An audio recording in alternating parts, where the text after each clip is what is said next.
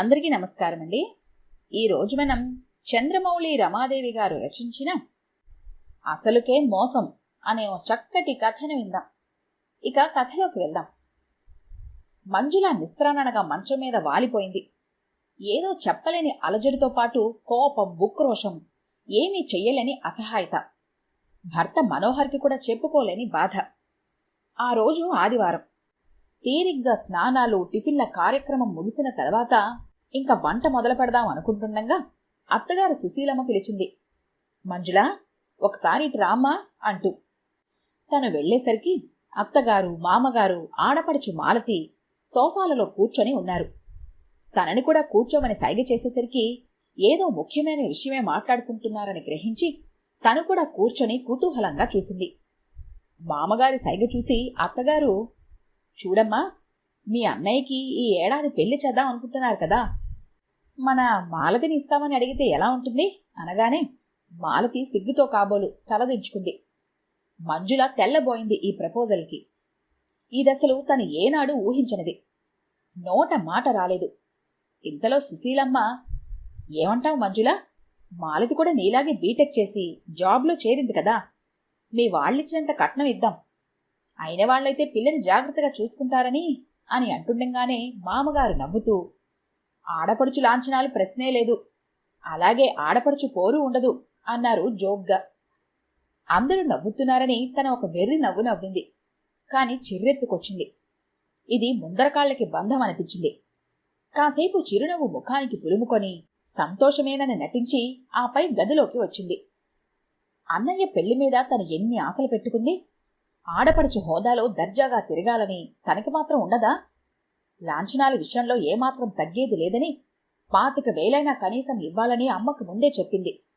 వరపూజ, పళ్ళుతోము పుడకలు, బొమ్మనప్పగించటం, అప్పగింతలు, కాపరం సారే వగైరా అన్ని సందర్భాలలో తనకి ఖరీదైన చీరలే పెట్టాలని, అవి తనే సెలెక్ట్ చేసుకుంటుందని ముందుగానే ఆడపిల్లి వాళ్ళకి చెప్పాలని అమ్మతో అన్నది.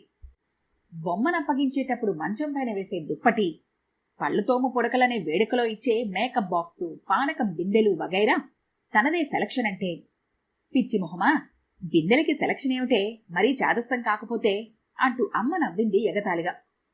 అమ్మా, ప్రశ్న బిందె గ్లాసుది కాదు, ఆ అమ్మాయి ఆడపడుచు కాబట్టి గౌరవించాల్సిందే అని వాళ్ళకి తెలియజేయటం అంది బెట్టుగా.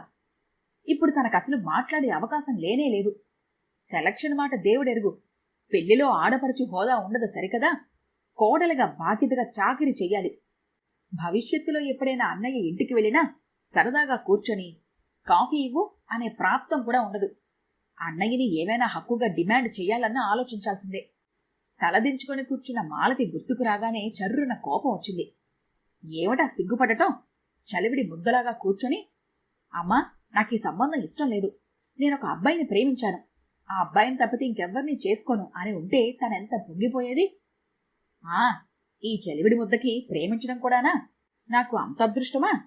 బాధగా నిట్టూర్చింది. మెల్లగా సెల్ తీసుకుని అమ్మకు ఫోన్ చేసి ఈ వార్త చెవిన వేసింది. అమ్మా, అన్నయ్య కోసం పెళ్లి సంబంధాల వేటలో హైరాణ పడుతున్నావా? నీకా శ్రమ వద్దులే, సంబంధం రెడీగా ఉంది. మీకు వంక పెట్టే హక్కు లేదు. అన్నయ్య కంటే రంగులో ఒక ఛాయ తక్కువైనా ఒప్పుకోవాల్సిందే. కట్నం మీరు నాకెంత ఇచ్చారో అంతే. ఆడపడుచు లాంఛనాలు 0.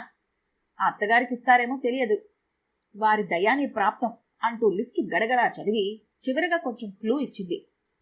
ఇంకొక మాట, నువ్వు నేను ఆవిడ్ని రాణిగారులా చూసుకోవాలి.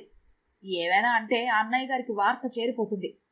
నువ్వు బంగారం అంటూ మురిసిపోయే అల్లుడికి అసలే చెల్లెలంటే పంచప్రాణాలు కదా. మరునాడు మంజుల వాళ్ల మామగారు ఫోన్ చేసి మాట్లాడితే, కూతురి ఆడపడుచు కాబట్టి రంగు తక్కువ అలాంటి మాటలు అనకుండా మంజుల వాళ్ళ నాన్నగారు, వేణు ఇంకో నెలలో అమెరికా నుంచి తిరిగొస్తాడు కదా, వాడి చెవిన వేసి కాస్త ఊ అనిపించి అంటూ నసిగాడు ఆయన. నెల రోజులు భారంగా గడిచాయి. ఇంట్లో వాళ్ళ ఈ సంబంధం ఖాయమనుకుంటుంటే మంజులకి చాలా అసహనంగా ఉంది. 6 నెలల కోసం అమెరికా వెళ్లిన వేణు తిరిగొచ్చాడు. సాయంత్రం ఆఫీస్ నుంచి వచ్చాక తీరిగ్గా ఫోన్లో మాట్లాడదాం అనుకుంటూ ఆఫీస్కి బయలుదేరింది కారులో మనోహర్తో కలిసి. ఇంతలో ఫోన్ రోగింది. చూస్తే అమ్మ. మంజు, కొంప మునిగిందే. అమ్మ గొంతులో ఆదుర్ద. ఏమైందమ్మా? కంగారుగా మంజుల. అయ్యో, ఎట్లా చెప్పనే? వియ్యాల వారి ముందు పరువు తీశాడు కదే వీడు. రేపు మీ వాళ్లకు మొహం ఎట్లా చూపించాలి? అమ్మ ఏడుపు గొంతు. ముందు విషయం చెప్పు, టెన్షన్గా మంజుల. వేణు ఎవరో అమ్మాయిని, అదే ఫ్రెండ్ చెల్లెల్ని ప్రేమించట. తండ్రి లేడుట వాళ్ళకి. బీటెక్ కాగానే జాబ్లో చేరిపోయి అన్నగారి చెల్లెల్ని చదివిస్తుంటే ఏడాది క్రితం యాక్సిడెంట్ అయ్యి ఆ ఫ్రెండ్ పోయాట. అప్పటినుంచి మనవాడే అండగా అంటే డబ్బు సాయం చేస్తున్నట్ట. ఇంకో 4 నెలల్లో అమ్మాయి బీటెక్ పూర్తయి జాబ్లో చేరుతుందిట. వేణు అప్పుడు చెబుదాం అనుకున్నట్ట మనకి. ఖర్చులకి, కొడుకు చదువుకి ఇల్లుంటే అమ్మేశారట. ఏదో గుళ్ళో పెళ్లిలాగా అయితే ఆవిడ చేయగలదుట.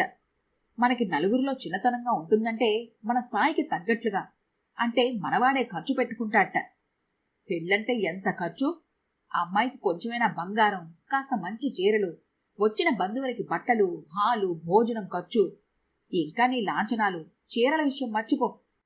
ఎలాగురా? మంజులో వాళ్ళ ఇంట్లో వాళ్ళకి ఏం సమాధానం చెప్పాలరా అంటే, నేను వెళ్ళి క్షమాపణ చెప్పుకుంటాను. బావగారు సహృదయులు, అర్థం చేసుకోగలరు. వాళ్ళ అమ్మాయికి మంచి సంబంధం చూసి ఘనంగా పెళ్లి చేయగలరు. నేను మాటిచ్చిన అమ్మాయికి అన్యాయం చెయ్యను. నలుగురు ఏమన్నా అంటారంటే నేనసలు రిజిస్టర్ మ్యారేజ్. అమ్మ చెబుతుండగానే మంజుల ఫోన్ కట్ చేసింది. చలిమిడి ముద్దలాగా కాకుండా ప్రేమించడమే కాక ధైర్యంగా పెళ్లి చేసుకుంటున్న అన్నయ్యని మెచ్చుకోలేక కథ ఇలా తారుమారైందేంటబ్బా, అసలుకే మోసం వచ్చిందే అని తల పట్టుకుంది మంజుల. ఈ కథ కనుక మీకు నచ్చినట్లయితే లైక్ చేయండి, షేర్ చేయండి. మరిన్ని ఇంట్రెస్టింగ్ కథల కోసం మా ఛానల్ని తప్పకుండా సబ్స్క్రైబ్ చేసుకోండి.